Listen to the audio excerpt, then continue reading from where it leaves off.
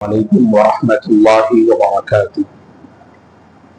الحمد للہ رب العالمین والعاقبۃ للمتقین والصلاة والسلام علی رسولہ الامین وعلی آلہ وصحبہ اجمعین ومن تبعهم بإحسان إلى يوم الدین، اما بعد۔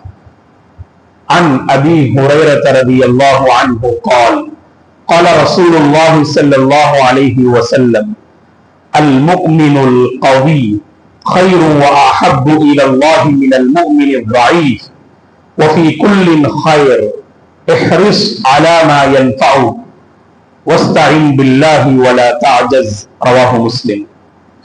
محترم حضرات، ابھی آپ کے سامنے میں نے صحیح مسلم کی ایک حدیث کو پیش کیا، جس حدیث کو روایت کرنے والے صحابی رسول حضرت ابو ہریرہ عبد الرحمن ابن صخر الدوسی رضی اللہ عنہ ہے۔ یہ بڑے عظیم صحابی ہیں۔ اس صحابی کی زندگی سے مجھے اور آپ کو ایک عظیم سبق ملتا ہے کہ علم کا شوق میرے اور آپ کے اندر ہونا چاہیے کہ کچھ نہ کچھ حاصل کرتے رہیں۔ ہر آنے والا دن میرے اور آپ کی زندگی میں ایسا ہو کہ کچھ نہ کچھ چیزیں سیکھیں، معلومات جمع کریں اور اپنی علمی دنیا کو بہتر سے بہتر بنائیں، تاکہ ہم اللہ سے قریب ہوں اور اللہ کو راضی کرنے والے بن جائیں۔ ابو ہریرہ رضی اللہ عنہ ان صحابہ میں سے ہیں جو آخر میں اسلام قبول کرتے ہیں۔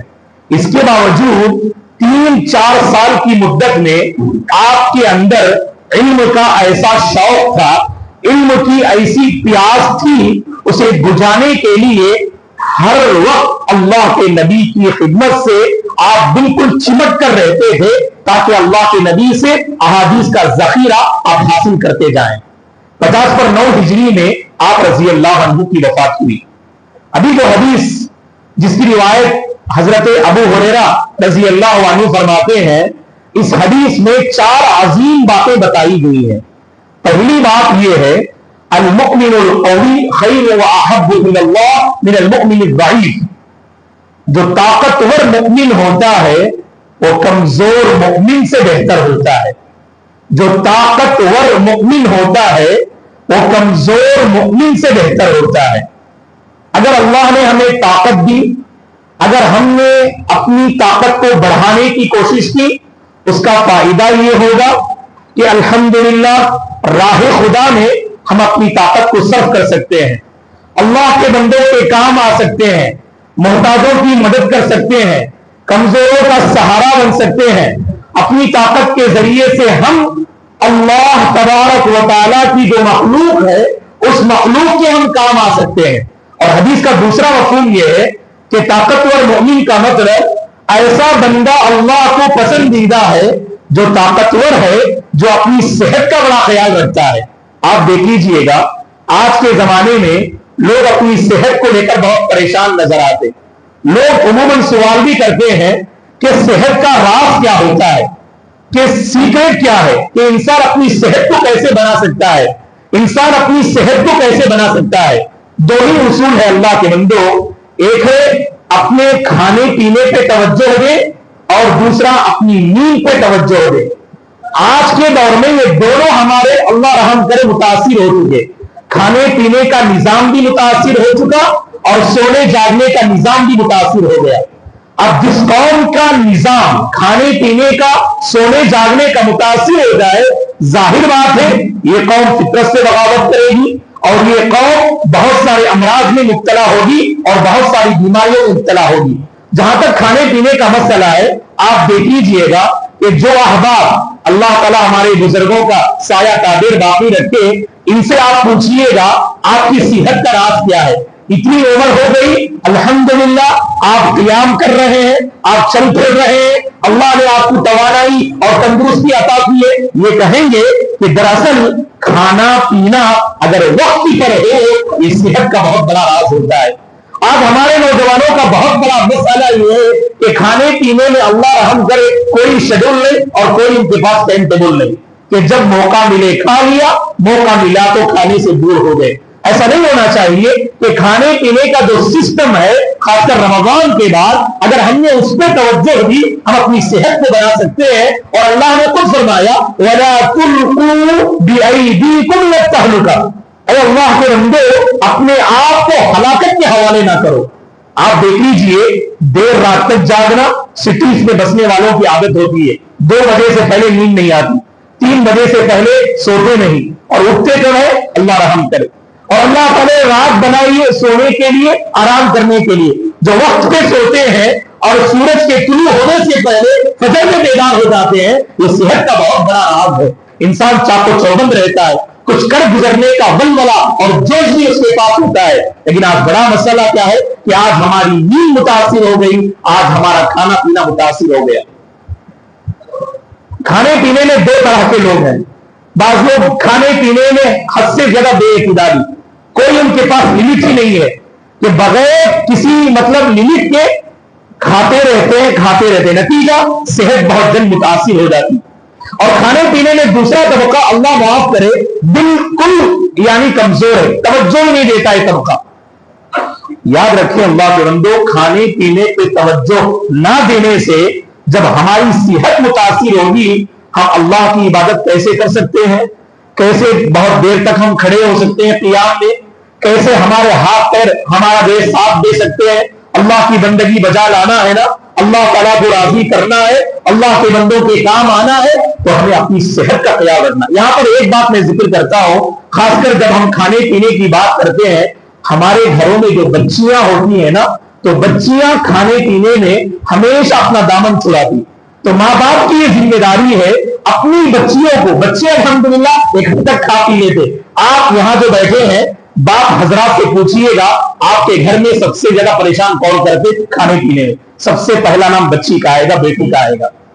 تو اسی لیے ہماری ذمہ داری کیا ہے کہ بچپن سے اپنی بچیوں کو کھانے پینے پر توجہ دلائیں. اس کا فائدہ کیا ہوگا؟ جب ہماری بچیاں سسرال میں جائیں گی انشاءاللہ وہاں پر سکون سے رہیں گی.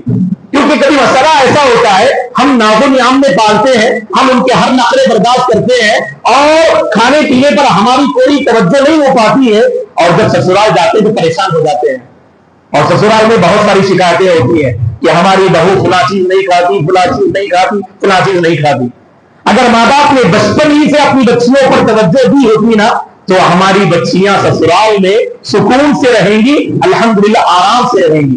تو اسی لیے یہاں پر ایک اپیل کرتا ہوں میں کہ خود بھی کھانے پہ توجہ دیجیے گا اور اپنے بچوں کو بھی کھانے کا پابند بنائیے گا. کھانے میں بے اعتدالی مناسب نہیں، اعتدال کو ملحوظ رکھنا چاہیے. چلیے آگے بڑھتے ہیں.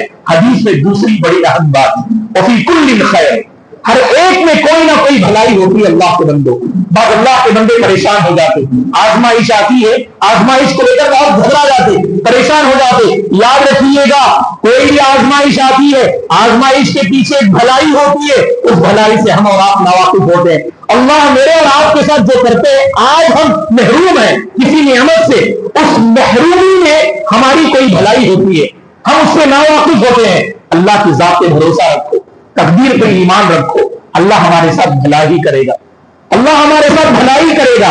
یہ ایمان ہمارا ہونا چاہیے. اسی لیے اللہ کے نبی نے کیا فرمایا؟ وفی کل خیر، ہر معاملے میں بھلائی ہے. یہ میرے اور آپ کا ایمان ہے. اگر آج محرومی ہے کل ہمیں ملے گا، آج آزمائش ہے کل یہ آزمائش چھٹے گی، آج مصیبت ہے کل یہ گھڑی دور ہوگی، آج پریشانی ہے کل خوشحالی آئے گی. اللہ کی ذات پہ بھروسہ رکھو، اللہ جیری کرتے ہیں میرے اور آپ کے ساتھ، اس میں کوئی نہ کوئی بھلائی ہوتی ہے. تیسری بات بڑی اچھی بات ہے اس حدیث میں، احرص علی ما ینفعک، آج بہت ضروری ہے. اپنے آپ کو ان چیزوں میں لگائیے جو آپ کو فائدہ دے، جو آپ کی دنیا بنائے، جو آپ کی آخرت کو سنوارے. ہم اپنی زندگی کا جائزہ لیں، کچھ ایسے معاملات ہیں میرے اور آپ کی زندگی میں نہ دنیا کا کوئی فائدہ نہ آخرت کا کوئی فائدہ. ہم بیکار اوقات کو برباد کرتے رہتے، لا یعنی غیر ضروری کاموں میں اپنے آپ کو ایسے الجھا کے رکھتے، نہ ہماری دنیا بنتی نہ ہماری آخرت بنتی.